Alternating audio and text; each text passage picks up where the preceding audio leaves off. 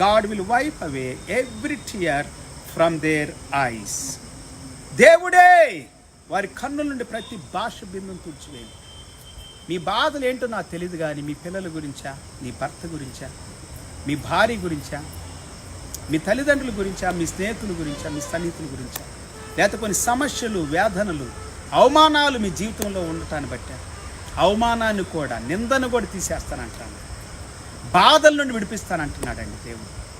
ప్రకటన గ్రంథం 21:4, Revelation chapter 21:4.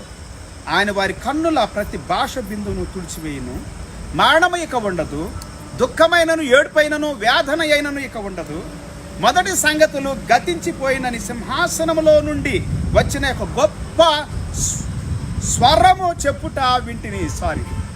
గొప్ప స్వరము చెప్పుట వింటిని. సింహాసనం అండి, మనం చెప్పుకుంటుంది అదే. దేవుడే మీ